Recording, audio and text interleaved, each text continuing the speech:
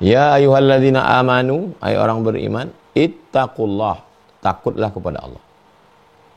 Yang pertama adalah iman, setelah itu takut kepada Allah. Nah, bagaimana melatih takut kepada Allah ini? Takut kepada Allah itu dilatih dari yang paling pendek dulu. Paling pendek 5 menit. Takut bergerak, takut ngelihat atas, takut buang angin, takut. Itu latihan takut dalam sholat. Kemudian takut ini ditingkatkan lagi menjadi 13 jam setengah.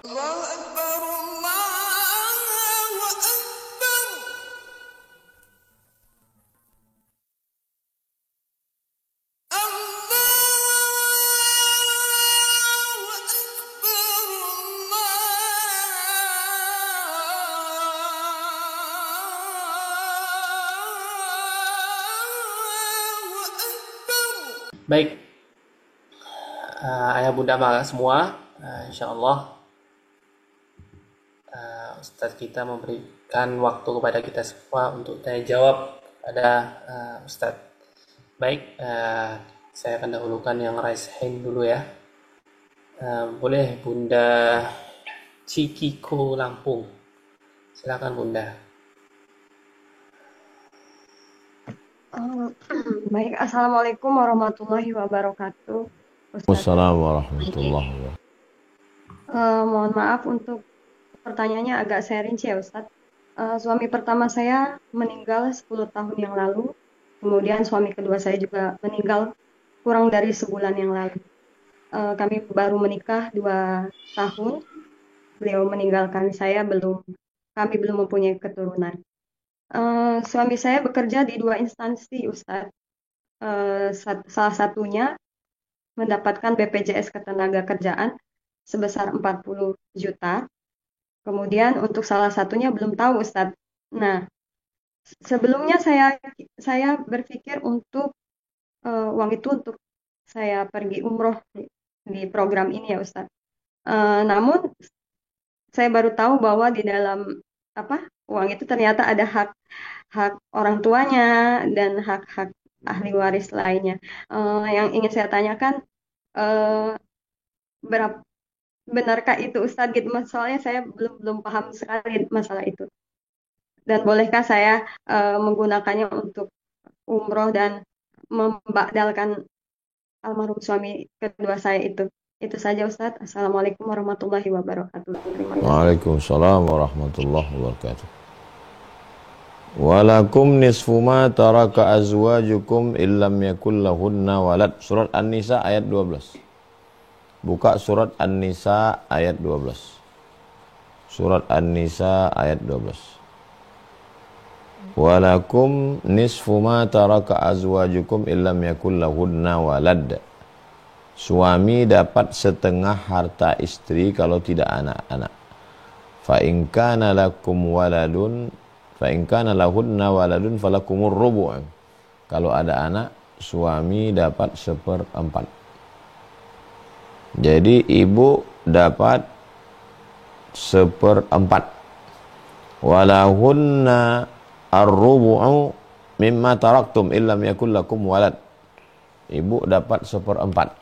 Jadi kalau hartanya, kalau duitnya 100 juta, ibu dapat 25 juta.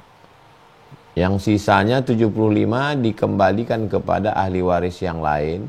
Nanti mereka berbagi. Lidzakari mithlu hadzil unsayain. Saudara laki-laki dapat 2 kali bagian saudara perempuan.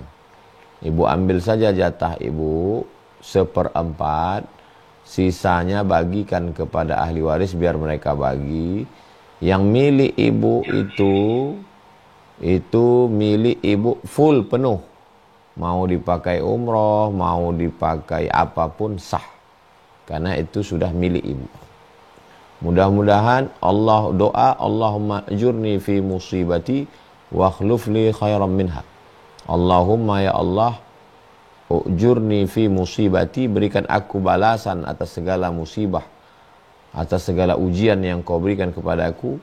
Wal wakhlufli khairan minha, berikanlah yang terbaik. Serahkan kepada Allah. Innallaha katabal maqadir, Allah sudah menuliskan takdir 50 alfasanah 50.000 tahun. Qabla an yakhluqas samawati wal ard. Sebelum Allah menciptakan langit dan bumi sudah dituliskan dalam takdir. Begini takdir ibu. Ibu jalani, ibu lewati dengan sabar, serah. Wasta'inu bis sabri was salah. Minta tolong kepada Allah dengan sabar was salah, dan banyak-banyak salat. Banyak-banyak doa, banyak-banyak zikir kepada Allah. Kalau dalam pikiran pikir macam-macam, segera balikkan inna lillah wa inna ilaihi raji'un. Mudah-mudahan diberikan Allah kesabaran, ketabahan, kekuatan. Dengan demikian, wallahu a'lam bishawab. Amin ya rabbal alamin. Nah, barakallahu fiik Ustadzna dan pada Bunda Cikiko. Semoga Allah Subhanahu wa taala selalu memberikan kesabaran dan ganjaran yang terbaik. Baik, kita lanjutkan kepada penanya selanjutnya dari ikhwan. Mungkin boleh Ustadz Ahmad Basiruddin, Lombok. Fadhol Ustadz.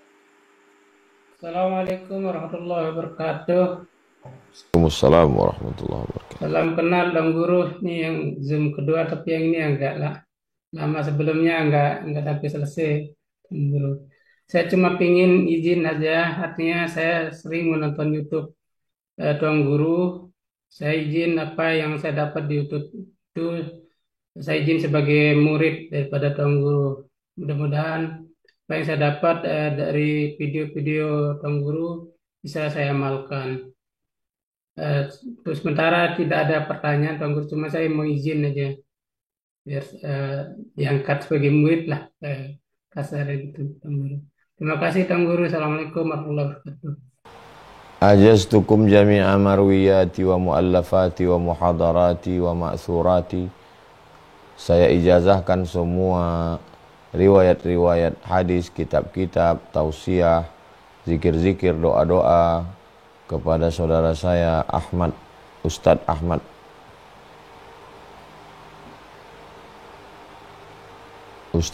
Basiruddin, dan kepada semua jamaah yang ikut program ini. Asa antam fa'ana fid daraini, mudah-mudahan bermanfaat untuk kita dunia akhirat. Wa sallallahu ala Allahumma faqihna fid din wa 'allimna at-ta'wil warzuqna fahmal mursalin. Waftah lana futuhal arifin bihaqqi sayyidil awwalin wal akhirin.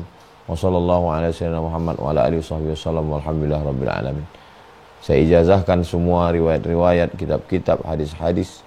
Mudah-mudahan bermanfaat untuk kita dan saling mendoakan. Demikian Ustaz, wallahu a'lam bishawab. Amin. Terima kasih Bang Guru. Jazakumullah khairan. Masya Allah, jazakallah khair. Wah, yang menerima Ustadz Ahmad, saya juga bahagia. Alhamdulillah. Insya Allah jazakallah khair Tuan Guru. Izin lanjut penanya selanjutnya. Boleh masih ikhwan ya. Mungkin Ustadz Ihsan Bogor. Fadhol.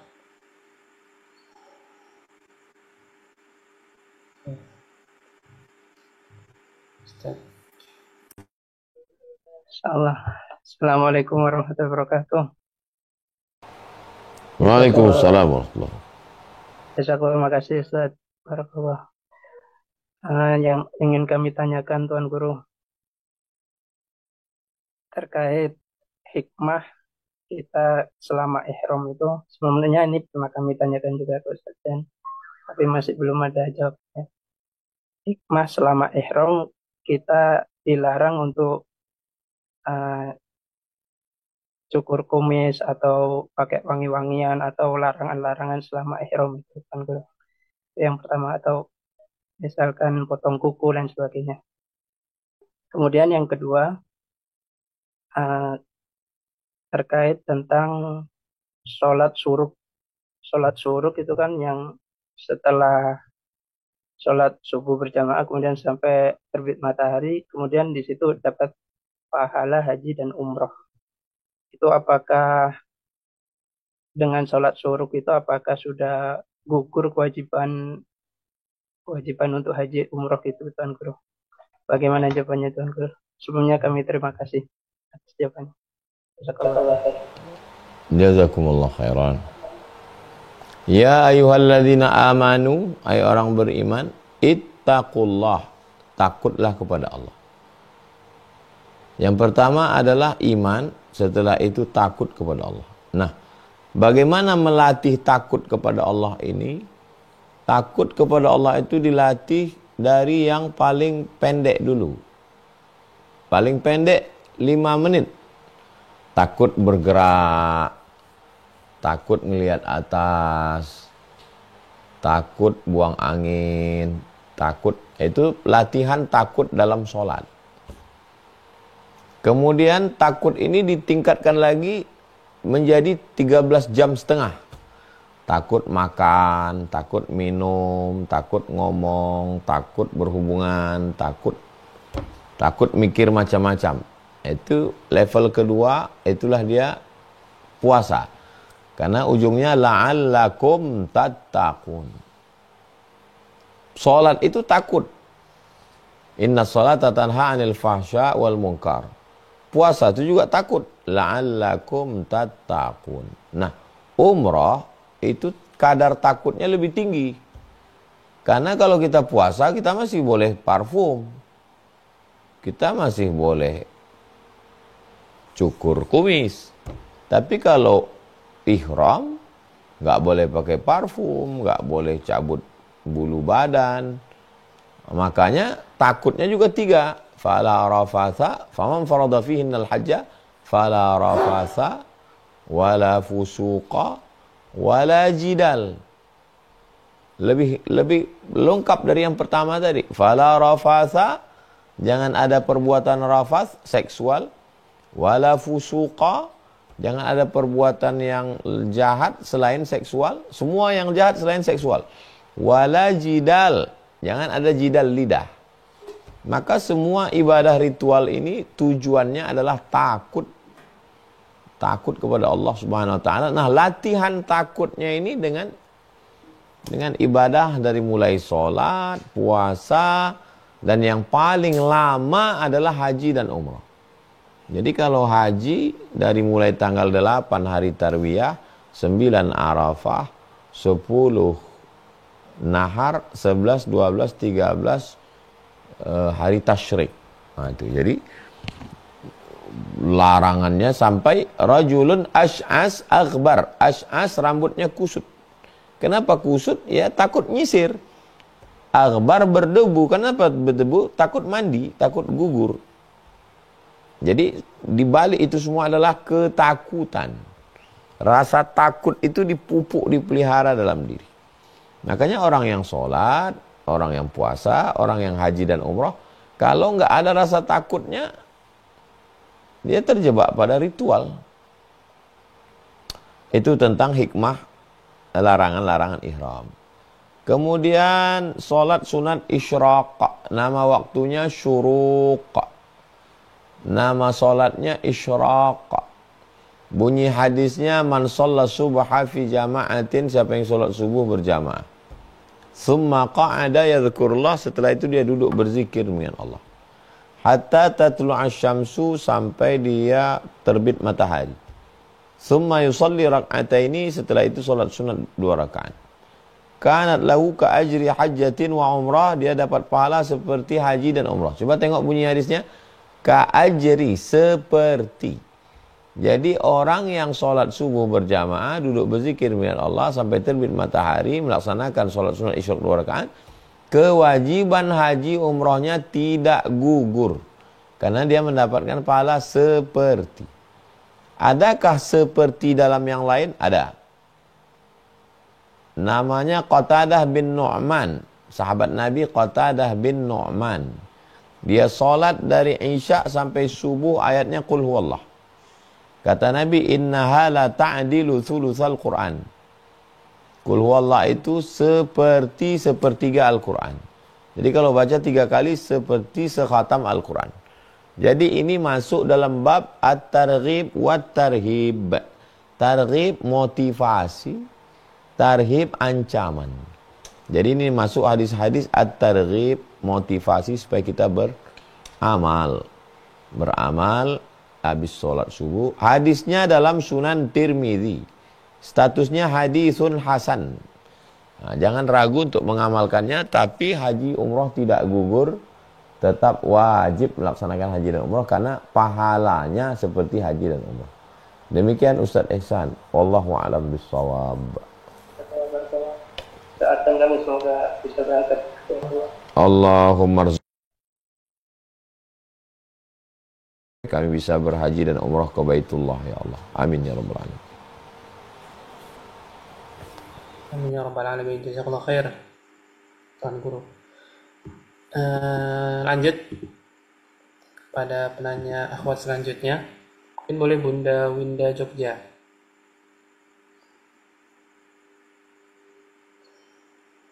Bunda Winda Jogja, boleh dihidupkan mic-nya.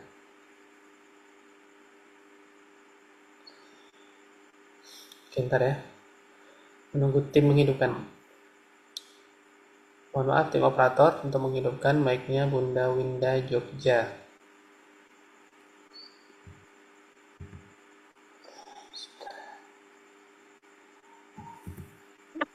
Oke, silakan. Assalamualaikum warahmatullahi wabarakatuh. Warahmatullahi wabarakatuh. Terima kasih Ustadz. Semoga Allah selalu melindungi Ustadz dan keluarga.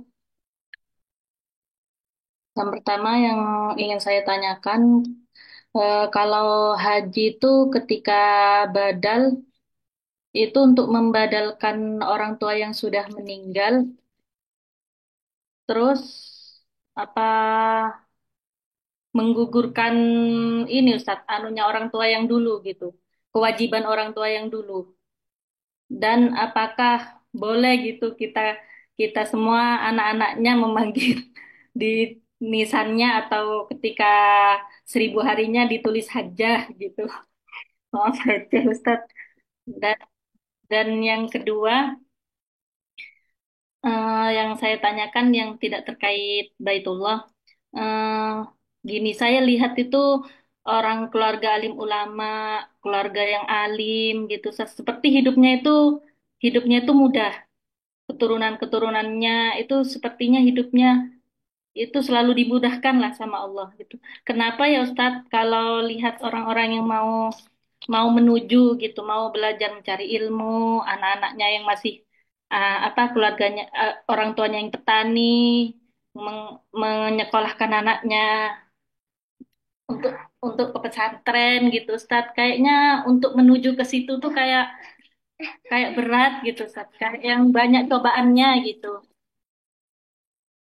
Apakah seperti tidak adil gitu? Apakah Allah begitu ke orang alim dipermudah, ke orang yang awam gitu susah gitu untuk menuju tingkat seperti seperti itu yang saya rasakan. Terima kasih Ustaz. Kurang lebihnya mohon maaf. Assalamualaikum warahmatullahi wabarakatuh. Waalaikumsalam warahmatullahi wabarakatuh. Dalil badal haji sahabat Nabi mengucapkan labbaik Allahumma syubrumah.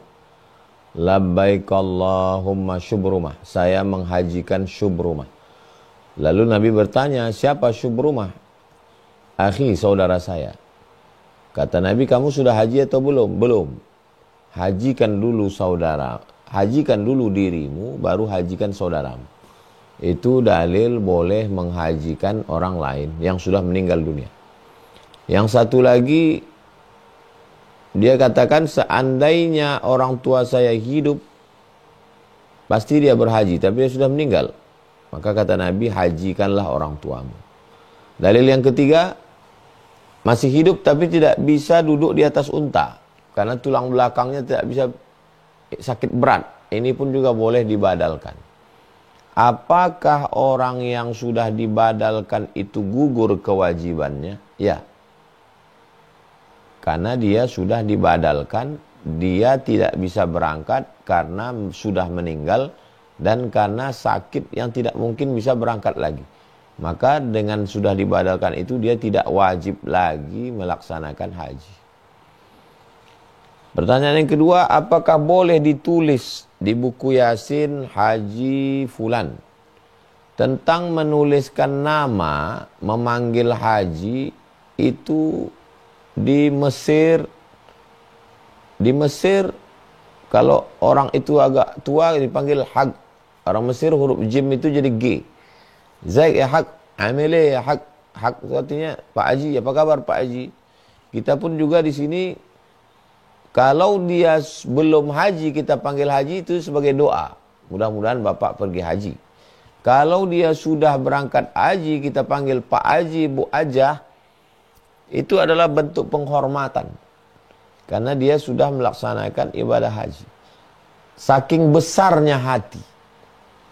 Kita yang negeri paling jauh, 9 jam baru sampai ke sana. Dan kita terlambat masuk Islam, nenek moyang kita. Saking besarnya, bangganya kita lalu haji.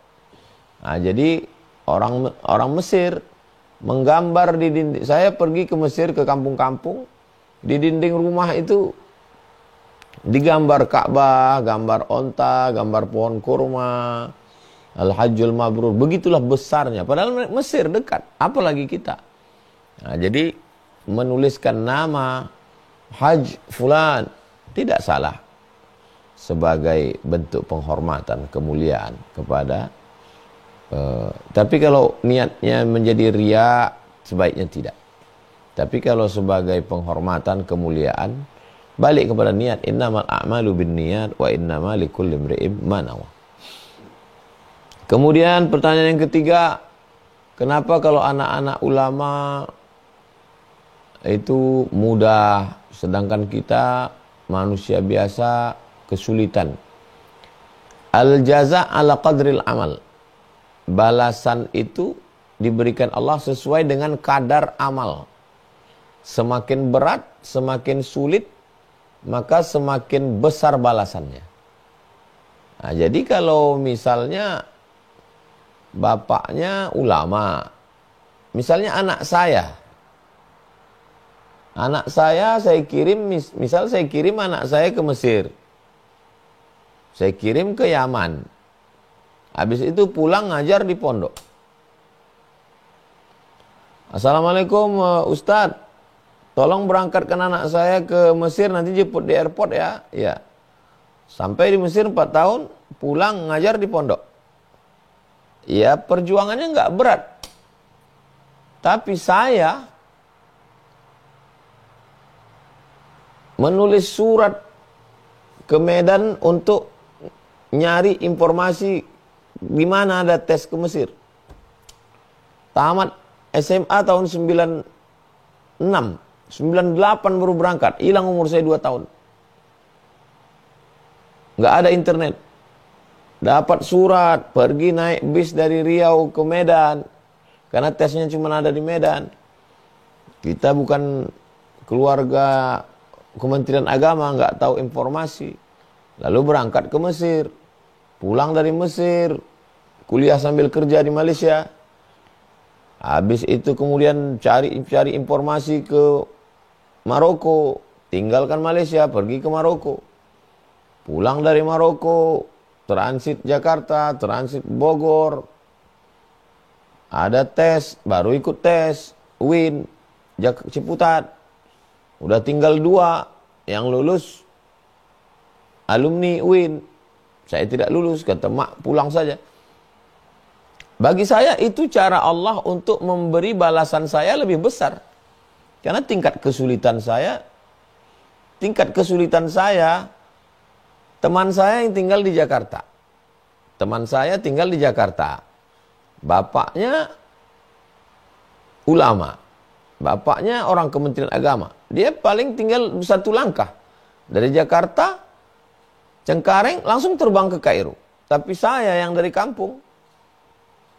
Dari desa ke kecamatan, dari kecamatan ke kabupaten, dari kabupaten ke provinsi Pekanbaru, dari provinsi baru terbang ke Jakarta, dari Jakarta baru ke Kairo. Maka balasan saya jauh lebih besar. Tapi ada orang yang balasannya lebih besar lagi dari saya. Ustadz Felix Siau, Ustadz Nababan, Ustadz Yahya Walone, Ibu Rene Handono, mereka ini lebih besar lagi balasannya. Jadi Allah menempatkan kita pada satu tingkat kerumitan, kesulitan, karena menurut Allah kamu dapat balasan lebih besar. La yukallifullahu nafsan illa wus'aha. Allah tidak membebani. Kenapa tingkat kerumitan hidup saya jauh Saya tinggal di kampung. Nyebrang dulu ke kecamatan, baru ke kabupaten, baru ke provinsi, baru ke Jakarta, baru ke Kairo, baru ke Maroko. Hikmahnya supaya saya ke pondok-pondok kemana-mana memotivasi orang. Coba kalau dulu saya tidak mengalami kesulitan. Orang, iyalah kau gitu kan karena bapak kau ustadz. Sekarang kalau saya ngomong, kau tamat pondok, mau kemana? Kami nggak sanggup Pak Ustadz, aku dulu jauh lebih susah, aku nggak dapat informasi. Kau sekarang enak aja belajar. Nah, jadi ada yang diinginkan Allah dari kita. Ada yang diinginkan Allah. Apakah semua anak-anak ustadz jadi sekolahnya? Enggak. Yang secara logika akal mereka bisa doktor. Secara ijazah ya. LC, MA, doktor. Menurut logika akal mereka yang doktor, bukan saya. Karena saya cocoknya LC aja karena saya dari kampung. Tapi tidak begitu. Nah, jadi ada yang diinginkan Allah dari hidup kita. Lalu kemudian kenapa anak-anak ulama enak-enak saja hidupnya? Enggak juga, enggak semua enak. Nabi SAW punya anak, namanya Sayyidatuna Fatimah. Fatimah punya anak, namanya Sayyidina Al-Hasan. Sayyidina Al-Hasan meninggal diracun. Sayyidina Al-Husain meninggal. Kena dipanah, dikeroyok, dipancung kepalanya. Ditusuk-tusuk. Ini kepalanya ditusuk-tusuk. Mulutnya itu sama orang zalim. Apa kata sahabat Nabi melihat? Itulah mulut yang dulu pernah dipeluk, disayangi Rasulullah. Kenapa kau tusuk-tusuk dengan tongkat? Itu cucu Nabi itu. Apalagi cucu Ustadz. Itu jadi tidak seperti yang kita bayangkan bahwa hidup mungkin sebagian anak Ustadz senang mudah. Tapi menurut saya, tingkat kesulitan, kerumitan itulah yang membuat orang lebih dewasa. Makanya orang tuanya lengkap dengan anak yatim, apalagi piatu yang tinggal di panti asuhan, bisa sekolah sendiri, tinggal di masjid. Itu tingkat kerumitan itulah yang membuat orang lebih dewasa. Nabi Muhammad SAW, kalau cerita tentang musibah hidup, belum lahir ke dunia ayahnya udah meninggal. Lahir ke dunia ibunya meninggal. Dijaga oleh kakeknya meninggal. Dijaga oleh pamannya meninggal. Istri Khadijah meninggal. Anaknya 4 perempuan, Ruqayyah, Ummu Kulsum, Zainab, Ruqayyah, Ummu Kulsum, Fatimah. Tiga-tiganya meninggal ketika dia masih hidup. Tinggal Fatimah sendiri. Anak laki-lakinya, Qasim, Abdullah, meninggal semua. Tidak ada ujian yang lebih berat daripada ujian Nabi Muhammad SAW. Maka yang paling indah hidup ini adalah 3. Yang pertama, husnuzon. Saya tidak pernah berpikir kenapa anak-anak ustadz itu enak aja belajar. Dikirim bapaknya ke Kairo, dikasih duit tiap bulan. Aku kok enggak pernah. Tidak pernah sekalipun saya terpikir gitu. Yang penting saya belajar, aku bisa ke Mesir udah alhamdulillah. Aku bisa belajar udah alhamdulillah. Aku bisa melihat Al-Azhar udah alhamdulillah. Aku bisa ketemu dengan masyayikh ini sudah. Tak pernah terpikir di pikiran saya, enak kali mereka ini. Kok aku enggak benar. Saya dari dulu, saya selalu husnuzan pada Allah. Saya selalu berpikir Allah punya rencana baik untuk saya. Yang kedua, ridho dengan segala keputusan Allah. Ridho. Keputusan kepala sekolah saja kita tidak komplain. Keputusan pajak negara aja kita nggak marah. Keputusan Allah. Allah tidak mungkin salah. Allah tidak mungkin keliru. Ridho. Puncak dari segala sesuatu adalah ridho kepada keputusan Allah SWT. Yang ketiga, selalu kita melihat ke dalam. Kita tidak melihat keluar. Tuba liman syaghalahu aibuhu an uyubin nas. Aku kurang syukur. Aku sudah disampaikan Allah ke Mesir. Aku sudah disampaikan Allah ke Al-Azhar. Aku sudah dibuat Allah. Sehingga saya tidak peduli kepada anak, ustadz, anak. Nggak peduli saya, itu urusan aku, lebih syukurku ke dalam. Sehingga kalau kita sibuk melihat ke dalam, kita nggak sibuk melihat keluar. Demikian, Allahu a'lam. Nah, jazakallah khair atas jawabannya Tuan Guru daripada Bunda Winda yang telah bertanya. Insyaallah. Banyak jawaban hikmah-hikmah dari beliau yang sangat bermanfaat bagi kita dan sangat menjawab pertanyaan-pertanyaan kita. Ini pertanyaan terakhir untuk satu lagi ya, untuk Bunda Popiati. Terakhir, insyaallah. Silakan Bunda. Ya. Open mic-nya Bunda, silakan. Alhamdulillahirrahmanirrahim. Assalamualaikum warahmatullahi wabarakatuh.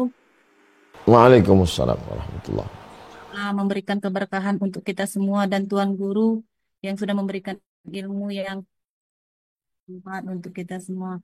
Ustadz, terima kasih atas kesempatan yang diberikan kepada saya. Yang ingin saya tanyakan pertama, Ustadz, terkait dengan seperti kita ketahui di Mic-nya Bunda, taruh menit.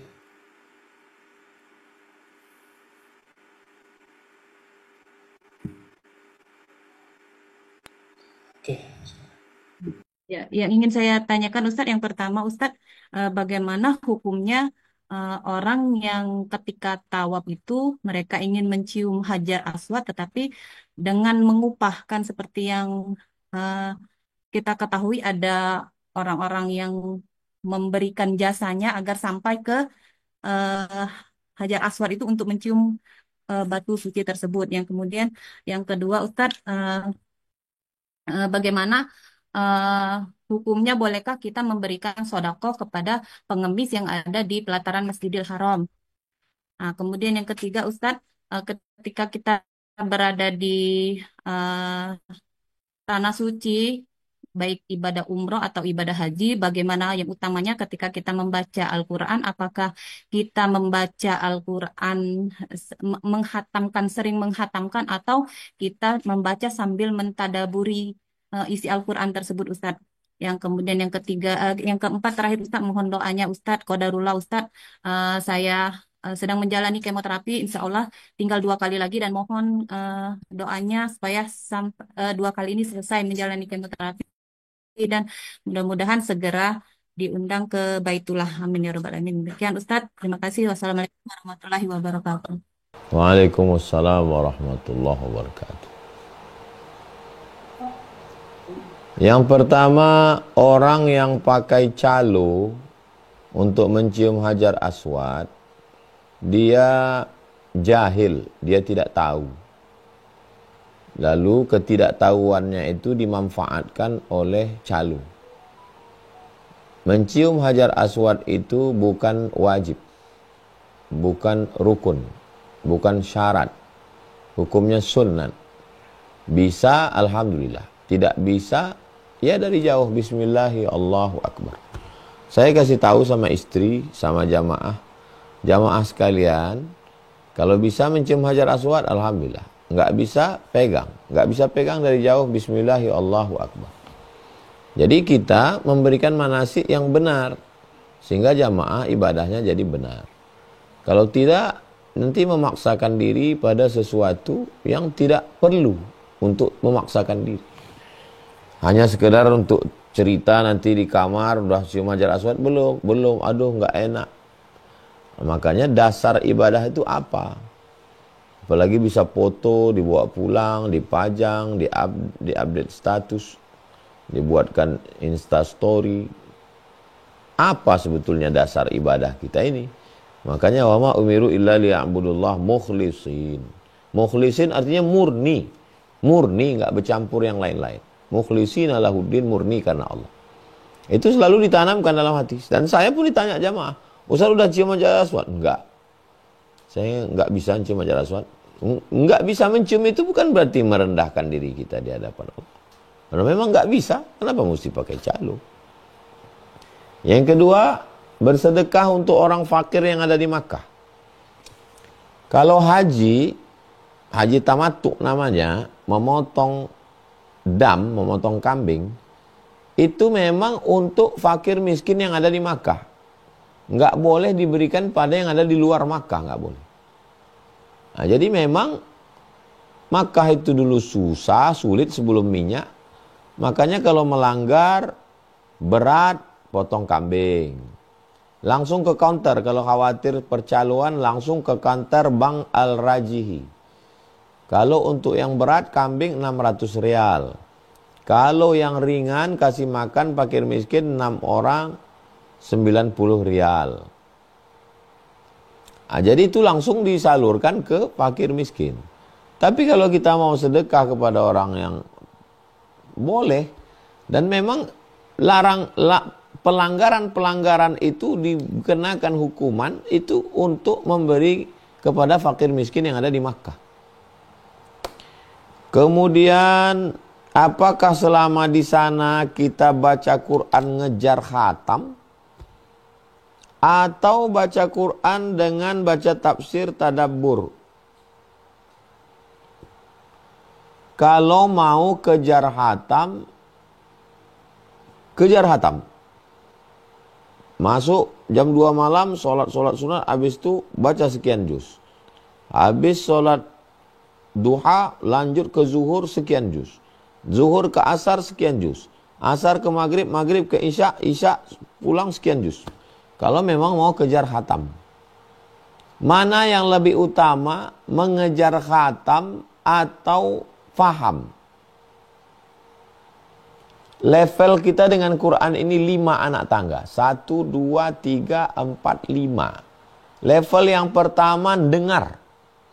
Wa idza quri'al Qur'anu fastami'u lahu wa ansitu la'allakum turhamun. Dengar aja.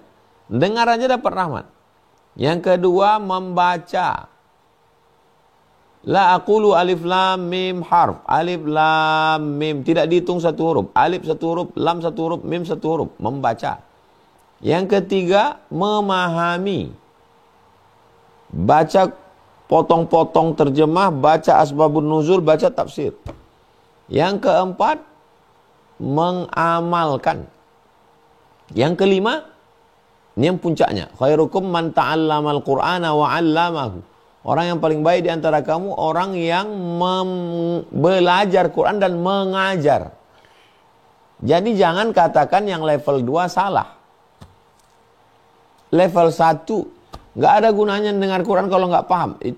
Ini orang nggak ngerti dakwah. Dakwah ini sebutkan 5 level. 1, 2, 3, 4, 5. Kau sedang berada di level 2, bagus. Level 1, bagus. Pilih. Saya berangkat umroh sekali ini, saya mau kejar khatam di Masjidil Haram. Bagus. Saya sekarang ini nggak mau kejar khatam, saya mau paham 1 surat saja. Bagus. Kemudian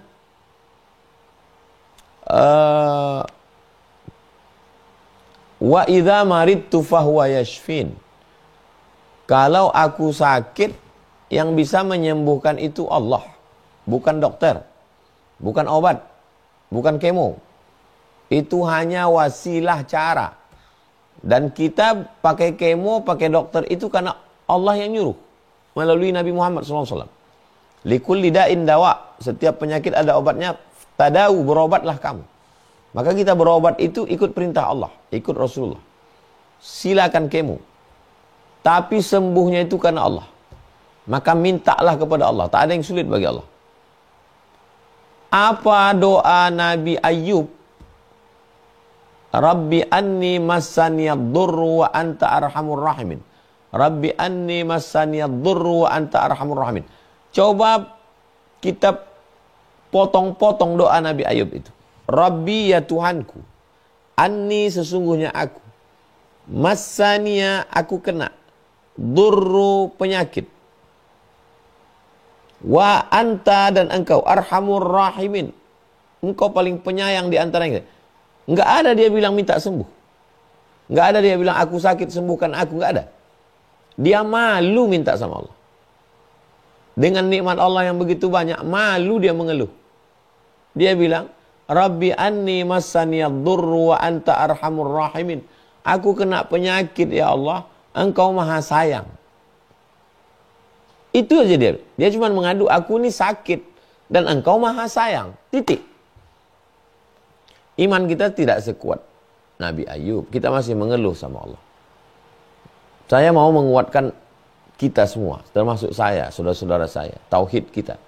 Maka kita minta sama Allah, Rabbi anni massaniyad durru wa anta arhamur rahim. Aku kena penyakit ya Allah. Yang memberikan penyakit itu engkau. Yang memberikan kesembuhan juga engkau. Tak ada yang sulit bagi engkau. Engkau cuma ingin melihat aku berdoa. Engkau cuma mau melihat aku bersujud. Engkau cuma mau melihat aku khusyuk. Kalau nggak ada kesulitan-kesulitan hidup ini, kita nggak khusyuk berdoa. Sujud kita nggak lama. Pengalaman hidup saya semakin berat ujian dari Allah, semakin lama saya sujud. Semakin khusyuk hati saya. Sebetulnya Allah mau kita. Allah tidak jahat, Allah tidak kejam. Allah mau kita bersimpuh sujud meminta kepada Dia. Sulitkah bagi Allah? Innama amruhu idza arada syai'an ayaqula lahu kun. Minta sama Allah ibadah, minta sama Allah dengan tawassul, bertawassul dengan salat, bertawassul dengan baca Quran.